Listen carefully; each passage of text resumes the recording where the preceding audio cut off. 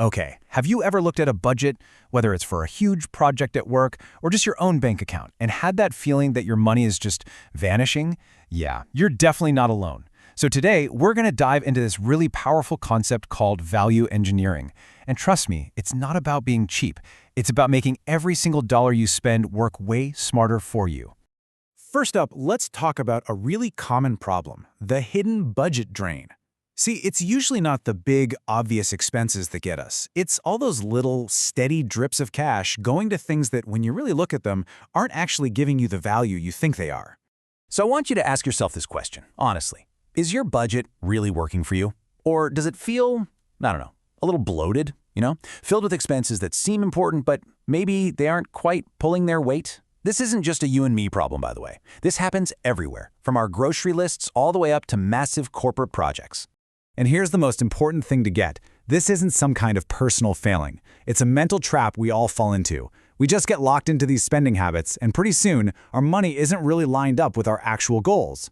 We're paying for stuff that doesn't give us any real tangible value in return.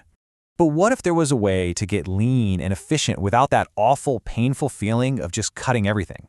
Well, there is. Let's explore a much smarter way to think about our spending.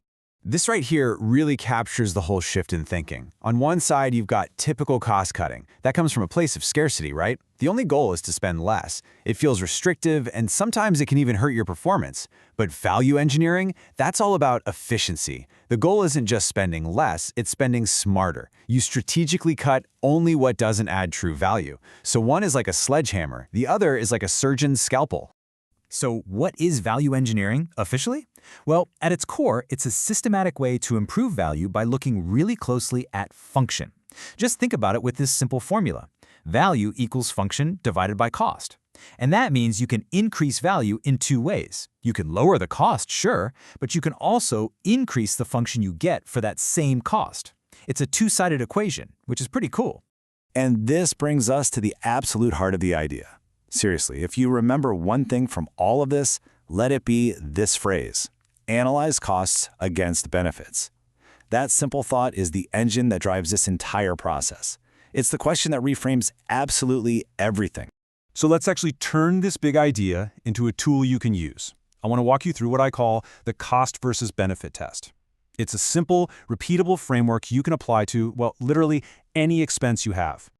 Okay, it's just a simple three-step process. First, you identify one specific expense. Don't be vague, pick one thing.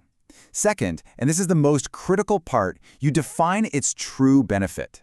And you have to be brutally honest here. Ask yourself, what function does this actually serve for me? Not the features they advertise, but its real-world value to you. And finally, step 3, you make the call. Does that benefit actually justify what it costs? If the answer is no, you've just found a perfect target for value engineering. All right, now for the fun part. Let's see how this test actually plays out in the real world. Because the beauty of this whole framework is how universal it is. It works just as well for a complicated work project as it does for your own personal finances. And this is just a brilliant illustration of how it works. Okay, look at the work project. The expense, a premium software subscription. The benefit they say it has the most features. But is the true value high? Nope. Turns out the team only uses about 20% of those features. A cheaper tool could meet all their needs for less money. Now, flip to the personal budget. A daily gourmet coffee. Seems like an obvious thing to cut, right? But wait, the true value is high because that daily ritual gives a huge boost to morale and productivity. The benefit justifies the cost. It stays. See? It's not about being cheap, it's about being effective. And this is the incredible result. On the left, that's your starting budget. After applying some value engineering, you might cut your total costs by, let's say, 20%. But here's the magic trick. Because you only cut the low-value stuff, you've kept 100% of the necessary function. You saved a chunk of money without sacrificing a single thing that actually matters. That is the definition of efficiency. But in the end, this isn't just some one-off trick you do with a spreadsheet. To really get good at this, you have to adopt what you might call the value engineering mindset. So what does that actually look like? Well, it means you're constantly questioning your expenses. You're focused on the core function, not just a bunch of flashy features. You're intentionally trying to keep things lean. You're shifting your whole goal from trying to find the minimum cost to achieving the maximum value. It's just a more powerful lens for looking at all of your decisions, big and small. Because really, that's what this is all about. The goal here isn't just to save money to have a little more left over. The real goal is to make the money you are spending work much, much harder for you, delivering the absolute maximum benefit for every single dollar. So, I'm going to leave you with a little challenge. Think of just one thing you spend money on. Could be at work, could be at home, doesn't matter. What's one expense you can put through that cost versus benefit test today? Give it a shot. I think you might be really surprised by what you find out.